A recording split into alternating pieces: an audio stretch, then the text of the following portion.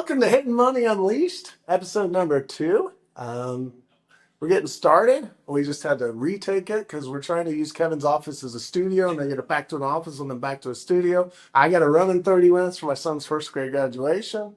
We are enjoying at noon on Thursday at work some pretty incredible bourbon. This bourbon, you can see it right there.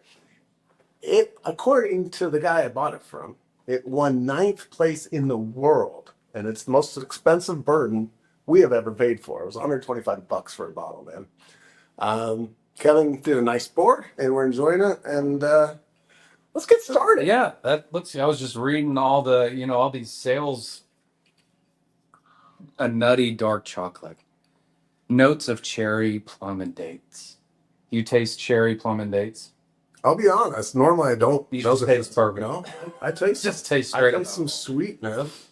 I taste some cherry. I do taste the nutty, and it is so smooth. Yeah, they do this in some blackened sherry casks. How about that? I don't know. Whoever made this did a dang good job. Whoever did the marketing on that, I want to know too, because it just sounds delicious. Well, we see all the time people market really well, but they don't produce really well a lot of times. Even with the best effort. So whoever did this, whoever made this, Middle West Spirits Double Cask Collection, good job. Rebel approves. Good stamp of approval. Yes, sir. I like that. So what's been going on with you?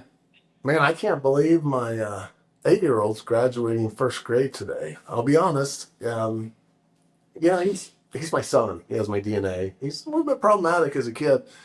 Second week of school of first grade, we got called into his teacher's office, my wife, Becca, and I, and we were nervous. We were really worried whether he was going to even make it through the next month. And when it came time for year-end counseling or teacher conference, she emailed us and said, we don't need a conference. He kicked butt in high color. So I'm excited about that. We're about to head out to his graduation with bourbon on my breath. Well, how about that? That life is good.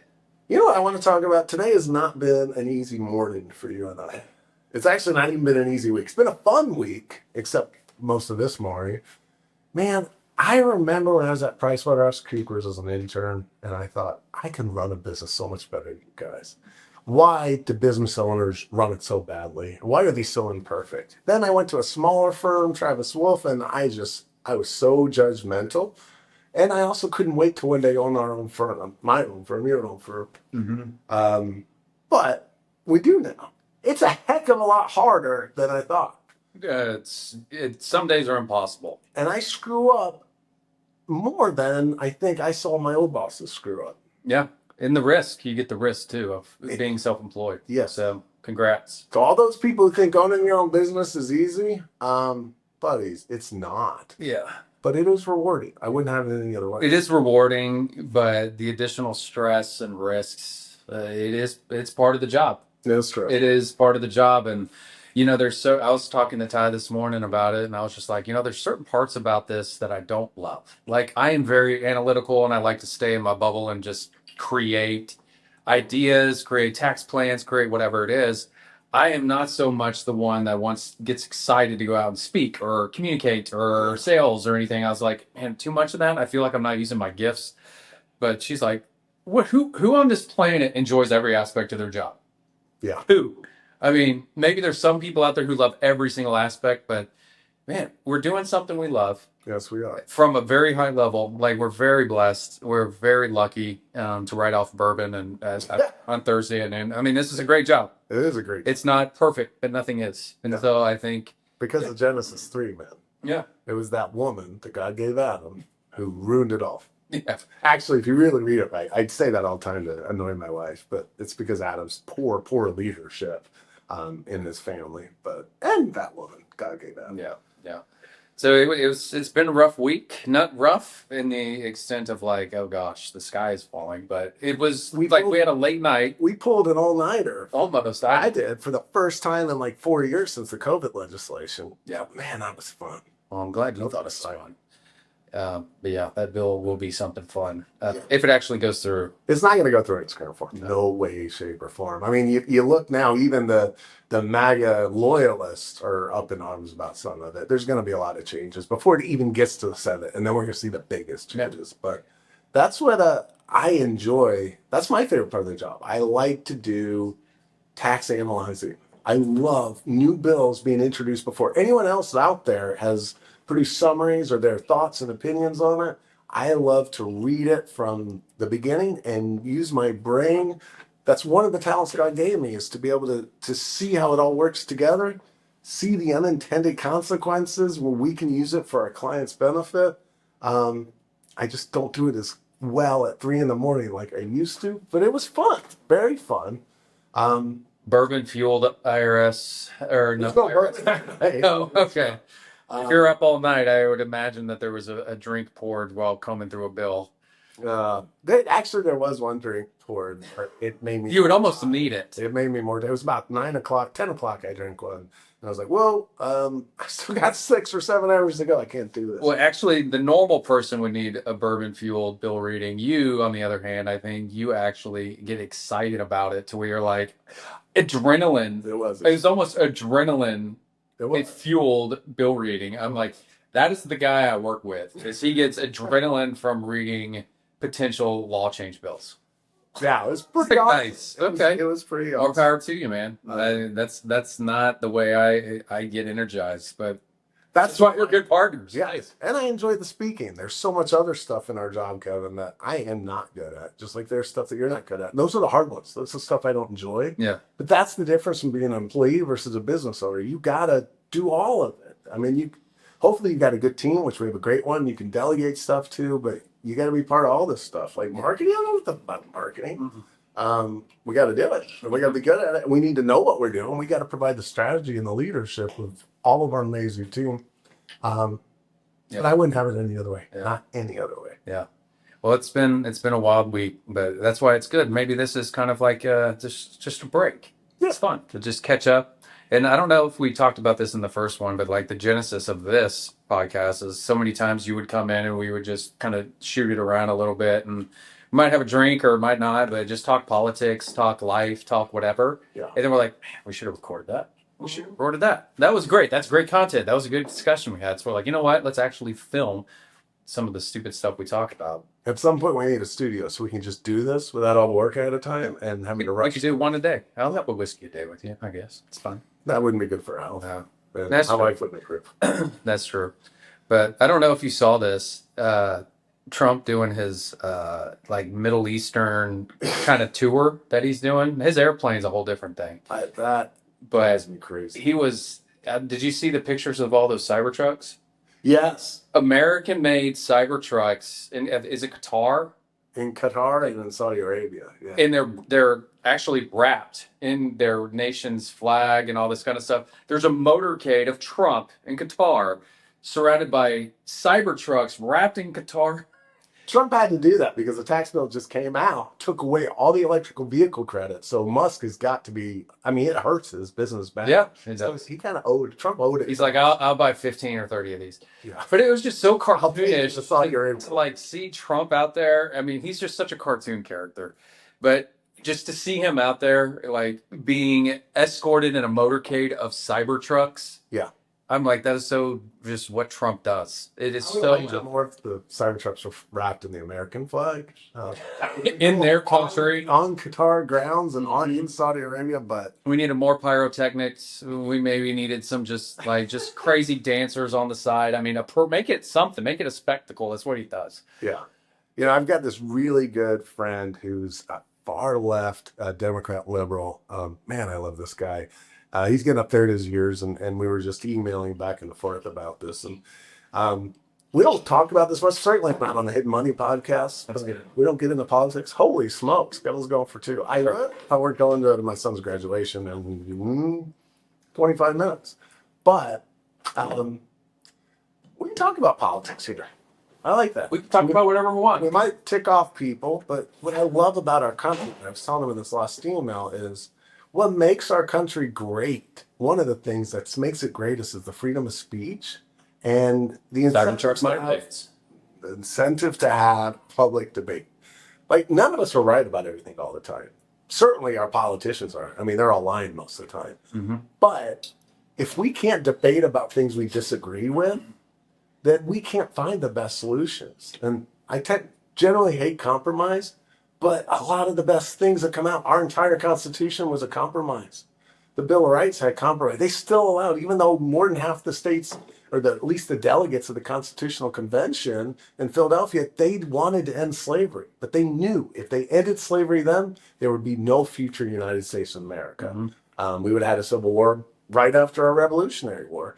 So they compromised. And ultimately, goodness, godliness prevailed, and we abolished slavery, and we're getting a lot better at improving the lives of descendants of slavery. We still have some work to do, but we should be able to debate politics. And I will say, I reluctantly but proudly voted for Donald Trump 3 times. The third time was hard because I promised Becca that this is the last time we have to vote for Trump in 2020. But it wasn't. Did you know? And it could be the last time now. All this It better be the last. I hope I never have to vote for that guy. Yeah, but the fact is, as I was telling my friend, you got to judge politicians because they all lie. They all lie on the campaign trail. Maybe there's some of them that don't tend to lie and they truly change their minds, but they all lie. You got to judge politicians by the results and the actions, not by what they say and how they say it. Yeah. When you vote for them, he's securing our country a lot better than our previous president. He's improving the economy. 3 months in a row, inflation has dropped. He gets no credit for that, but he should get some credit for that. In grocery prices, for the first time, Eggs in the whole in egg. years actually went down Yeah. from February to March. Yeah. Grocery prices are finally going down. It's a little expensive, but yeah. Illegal crossings on the border. He shut that down. He didn't need new legislation, like we heard over and over again about it. So I'm a supporter of Donald Trump. Don't love how he does things, but I appreciate the results. I don't love him. I appreciate the results. I think Donald Trump he should not. My opinion on him. And my wife and I actually started watching The Apprentice. Have you ever seen The Apprentice? I watched the first Celebrity Apprentice and never watched it. You should watch. It's correct. I mean, he's a good business guy. Now that's a TV show and it's all staged and stuff. Yeah, but yeah. he's very good sound business practices, and I like that. I think the country being run as a business is good. I think where he misses the mark though is the disconnect between empathy and camaraderie. Yes. And then implementation. Yes. It's like he's very divisive. And I'm like, man, these are our friends. These are my neighbors. My neighbors are Democrats. We have people on our team that are strong Democrats and liberals, and we love them and we respect them. Why be in their face? And then they have a bad taste in their mouth of maybe I don't lean all the way Republican, but Me neither. it's more of a divisive. If you wear a MAGA hat, like people are scared that they're gonna get like stuff thrown at them for wearing MAGA hats in public, and there's been clips of that on TV. I love the tax bill, by the way, a lot of it, and you can see our summary online about it. But why call the savings accounts, which is a great idea, to MAGA accounts? It doesn't even stand for Make America Great Again. They just did that to be in the face and be mean. I don't like that. Well, he's very brand oriented. I mean, he's just unifying everyone on his brand, but his brand is very divisive. MAGA. If you said, hey, let's make America great again, if you said that 15 years ago, yeah, I think who wouldn't be on board? MAGA now stands for something different to a lot of people. It doesn't mean make America great again. It means make America great again and screw you and what you think. That's what really matters. Donald Trump. Yeah, or it just means support me and what I do, and and that's blind loyalty to him that I think is foolish. And that's not what our country should be about. No, I agree. But yeah, I like the bill that this is going. The Republicans are kind of drafting too. I don't like how it's like you sent the article. It's not permanent. There's no permanency in the bonus depreciation, and so it's always this roller coaster of hey, we have a great tax law and it's phasing down. Oh, we got to do the reason for that is the politicians, in this case Donald Trump, ran on his election on his platform. He ran on things that would get popular support, no matter what the cost to the country. And because of that, he had those put in the bill, which cost so much money, they had to make them temporary to pass reconciliation. We shouldn't have tax law that expires every 4 years. Businesses they have no certainty in the future. Now if they made bonus depreciation permanent, people would not have to worry about how much can I truly spend on CapEx for the next 4 years, because I might not be able to 5 years from now. So maybe I need to save some dry powder to hold these hard times when my taxes go through the roof. It's dumb. Yeah. Well, I don't want to talk about Oh, taxes. yeah. Sorry. I love tax. Yeah, I know. I was telling an apprentice story. Now we're on tax again. You need some more bourbon. You chill out about the taxes. It's hard, man.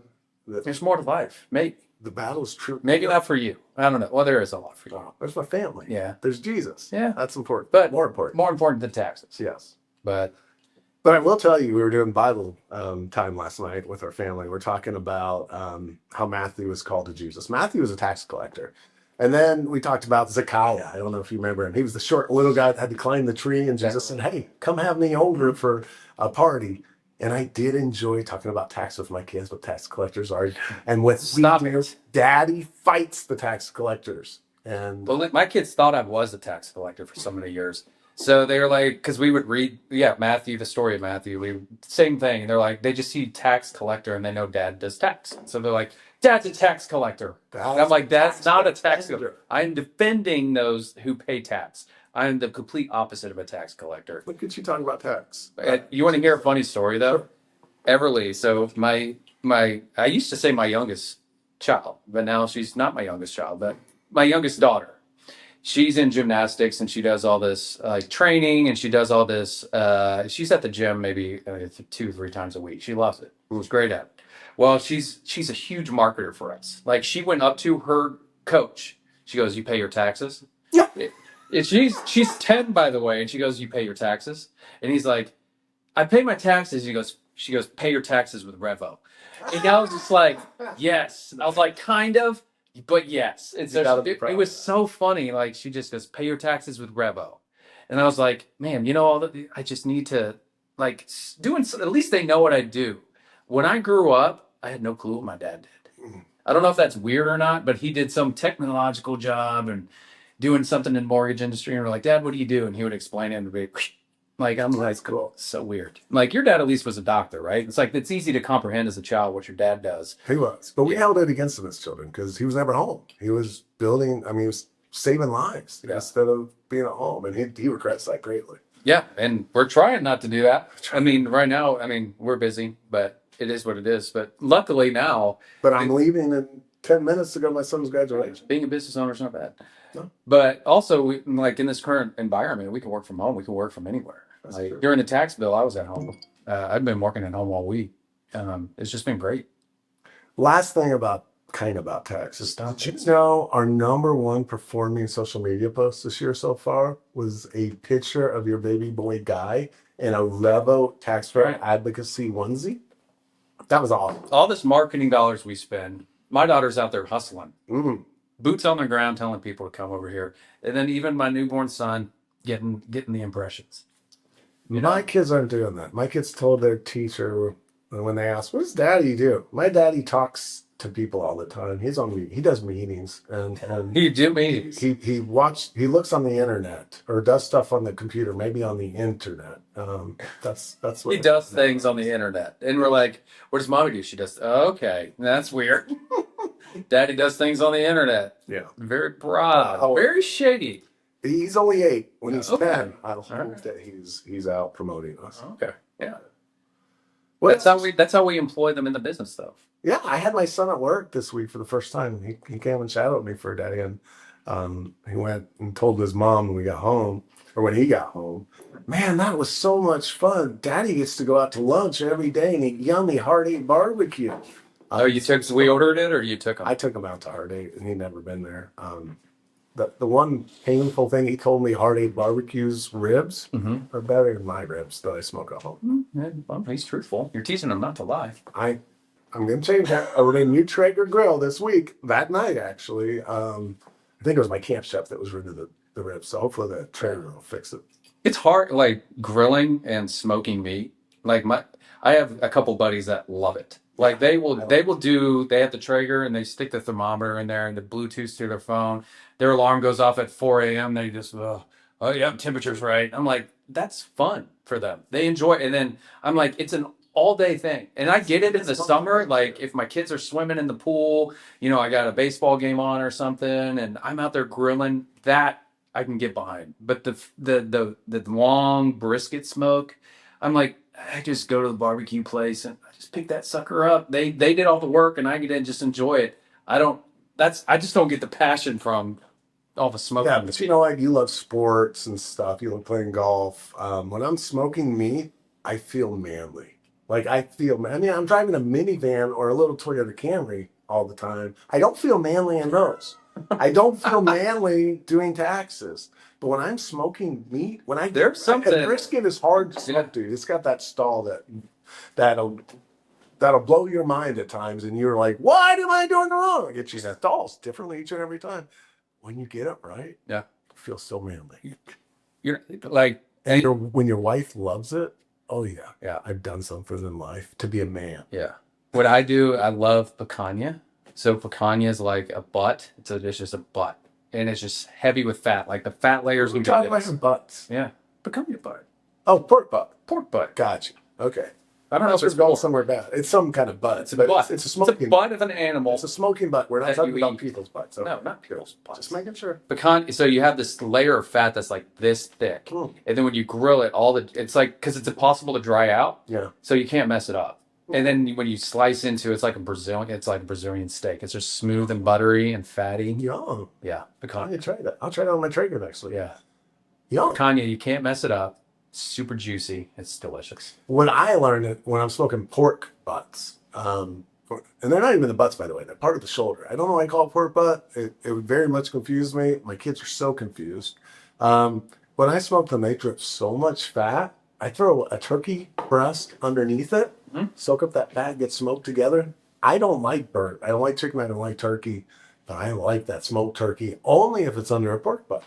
It's yummy. So that's like a molding of two animals. Yeah. It's the turducken. What is that? In Thanksgiving, they take a turkey, they stuff the turkey with a chicken. Yes. Have you seen that? I tasted it. It's not bad. I think it's called turducken. Something like that. It's like a duck. I don't know. It's a mix of like I three think animals duck together. is with a duck. It's like three animals in one. I don't like duck. I like shooting ducks. I love duck hunting, but I don't like eating duck. They taste terrible. You don't feel manly shooting things? Well, I used to shoot ducks regularly. Last time I went duck hunting? Probably 20 years ago. Yeah. Because you got to get up at like 4 a.m. My brother-in-law lives in Joplin, and he's actually really good friends with duck commanders, like the famous duck commanders to the reality show. Yeah. His best friend is one of them, Jace, and he is a pro duck hunter. He has invested his life into building the best duck hunting farm you could have in Kansas. I mean, there's all this strategy that goes into it. He's on one of the byways where the ducks migrate over, and I never, ever have not bagged my limit going hunting with him. But at some point, when I was up on vacation for Thanksgiving, I was like, I don't want to get up at 4 a.m. That was about 15, 20 years ago, and I haven't gone. However, my oldest son really wants to go duck hunting this year on Thanksgiving, so I'll make it up again this year and do it. There you go. Yeah. Well, next time. But that's pure manly when you do it. It's pretty manly holding a gun. I mean, get you a rib, get you like a dino rib. You know what a dino rib is? You go to like a Hutchins, or it's like just a really huge rib. Get your dino rib in your left hand. Get your gun in your right hand. Wear a beer hat, and then that's pretty American and manly. And you're just shooting animals, eating ribs, and drinking beer. That's pretty manly. Dangerous. Don't do it around your son. Yeah, you don't drink. Maybe you're not gonna do that, but don't do that. That's one thing. As bad of a life as I had, or as bad of a person, or crazy of a person as I was, I never drank while I'm shooting. Even when I was using drugs all those years ago, I never did any of that with shooting. Maybe God, even though I hadn't recognized him yet as my God, maybe he was just protecting me for a future life as a husband and Christ follower. When you have all your fingers. I do. And as you can use a 10 key. There was one time I almost died. The closest I've ever come to, well, one of the closest times I've ever come to death. I was talking with my buddy who was in the Air Force Academy at the time. He's retired recently. He's a colonel, and now flies for Delta. But he came up to Montana to visit. We went off deer hunting, and you never have a bullet loaded in the chamber. You should never do that. Mr. Air Force Academy guy who he played ball for them. It was amazing. He got to meet the presidents too because I had this cleanish chief. But anyways, I digress. He came up hunting, and this is a guy, a military guy. He'd been through SEER training. Like this guy, you would expect to know how to handle a gun. He had a bullet in his chamber. We didn't know this. We're hiking all around, and we had to climb over this Yeah, barbed Dick wire Cheney. fence. Almost Dick Cheney. Climbed over, almost had my head blown off. Climbed over the fence. He's climbing over as I'm standing over trying to help him and like move the barbed wire out of the way. Boom! His Winchester 270 this far from my head, and here was the muzzle. Here was my head. I don't know if the camera can see it. Here was the muzzle. Here was my head. Boom! I felt it. My hair. Some of my hair got singed, and some of it was either singed off or shot off. He's like, "Oh, I'm sorry." My bad, bro. Tell me, Mr. Military Record. My Thanks, bad, Sean, dude. you're watching this. Here's a call out to you. Thank you for not killing me. It was God that kept you from going to prison and not serving out your career protecting our country, flying for the next 26 Stick to planes, not to guns. Yeah. Yeah, that's important, dude. Yeah, I hope you're not carrying a gun these days, Chuck. That's just Some of crazy. us are talented and able to do it. You don't have it. That was crazy. I haven't almost died. I have stabbed myself before. Okay. I've legit stabbed myself. So when we were growing up, and I was like probably 13, my dad is working man. He's like, time to go work, son. We had some farm. My family has a family farm in Central Texas. So in the summer we'd go bale hay because we bale all the hay, put it in the barn for the winter and all this stuff. So me and my cousins were out. Redneck. I had no idea you had redneck. Dude, Wow. this is why I'm a converted indoorsman, because being outdoors, I was just like, this sucks. And then after Remember the story, the blisters you get Yeah. and the fingers from picking those Yeah. up? Oh, yeah, wow. that's all it was. So you have these two hooks. So it's got this handle, and then it has like a J hook. Yeah. And so you're just grabbing the bales of the hay against the grain. They twine it and stuff. And so you grab it, you just put it in a line. And my uncle, he was on a tractor. So the tractor was just coming up and it had a baler on it. And so we would just pick up this conveyor belt of hay. And then there was someone in the back of the truck and they would Yeah. organize it, right? So my job was in the field. So I was in the field lining up the bales of hay. That's all my job was. Yeah. It's already been bundled and everything. I just got put in the line. Hey, dummy, it's a straight line. Just put the bales in this order. So I was just going about my thing, doing everything. I went up to a bale of hay and I had my hay hooks. And I went into the hay, but I didn't go against the grain where it would catch. I went with it. Oh. So I pulled it up What did it get you? right in the leg. So I have a scar, and you can't see it here. Hey, next, get money unleashed. I'll wear some shorts. Get some shorts and go see Kevin's style. With. Yeah, so there's a scar on the side of my leg. So Wow. the hay hook went about probably 2 inches into my leg, and I was 13 at the time. Didn't feel it, so it went in there. I didn't feel it, and so I thought it was caught in my shorts. And so I was like, "Damn!" So I kept on pulling down, and then the harder I kept pulling, then my pain receptors kicked in. I was like, "Ah!" And then my uncle, who was on the baler, I've never seen him freak out. Like my family's like they're just little country a little bit, and so they're out there, and I've never seen him freak out. He jumps off and goes, "Oh!" It's like slow motion. He's like, "Oh shit!" And he jumps off. It's on me. Okay. Hey, this is factual. This is what happened. It just felt in slow motion. So he jumps off of it and he's sprinting towards me, and I'm freaking out at this point. So he takes it and he just yanks it out. He goes, 1, 2, 3. Phew. He didn't even smart. He didn't even prime me. He shouldn't have pulled it out. What if he had an artery that would have you know? Well, hey, you know what? I'm here. Okay. He didn't prime me and go, okay, so I'm gonna pull this. He just That hurt. runs up to me and goes, 1, 2, 3, boom. What'd that feel like? Terrible. Terrible. And so there's just blood coming down my leg, and I was playing baseball at the time, like select baseball when you're a 13-year-old your life, and I was like, I'm never gonna play again. Oh. But I go back to the farmhouse, and Wait, no, they drove me. They had a golf cart too, so they golf carted me back to their. It's like haying and baling in a golf cart. There's a golf cart That's turned around. country and half. It was not like it's not what it's a golf. It's a way to move about. So kind of like a wannabe redneck. Kinda, I guess. I mean, the farmhouse. There's no running water. We use an outhouse. Like this is not a bricked house. This is an outhouse. This is an outhouse at your golf course. It's an outhouse situation. Okay. And so I go back to the house. My granny at the time, she passed away. She came out there and she was cool and calm, and she just started, hey, it's gonna be all right. She's super calm. She's like, she's probably thinking, shut up, son. Like you're fine. But I was just in pain, and so we bandaged it up. I went in the whole weekend. This is the consolation prize. They set up a hammock for me or some sort of like bed under a tree. No more bailing. No more bailing for me for the week. And this happened earlier in the whole season. And so I was like, she kept on bringing me tea You and all do it this on purpose. stuff. You give me your word. There was I did not do it on purpose. Okay. And back then I had a Game Boy. Game Boy was kind of big. You know, it was in the 90s. And so I was just under a tree playing Game Boy. I was like, I need more tea. Do you have any more Advil? And I'm just like on cloud nine, despite not being able to walk. But it's kind of it was a little consolation prize. But I consider myself kind of tough because of that. I didn't freak out like after the initial shock. Like I freaked out because when I realized what happened. But by the time I was like on the hammock, I was kind of looking at the bright side. I'm like, hey. Then we'd get home and do a tetanus shot and call it a day. There you go. Kevin Schneider's definition of being tough. I'm a farmer. Yeah. Okay. Being tough is self-inflicted stab wounds, and We're gonna let the audience decide on being tough. Send your comments. Don't forget to hit like and subscribe. yeah. Next Unleashed episode, I'm gonna wear shorts too. Okay. I stabbed myself here. I still have the scar to prove it. Stab yourself with what? A knife. A fishing, old, dirty, rusty knife. See, we're stupid. It was my dad's fault. Or my mom. They taught me you always carry a knife pointed down. We'd been out fishing on the dock and we used the knife. Well, you don't want to point it at your face. I mean, that's right. struggle. So I was going up it was a big hill you had to walk up from the dock to get back to the cabin. Small little cabin, but it did have running water. We didn't have an out. I mean, I had a well, but electricity so we could get water running into the house. My dad started calling me, Michael, get up here. Michael, get up here. So I started running while holding a knife pointed down. Smart. Boom, right in my thigh. And it only went in like that much, maybe that much. I mean, it went in, and I'm freaking out. How old were you?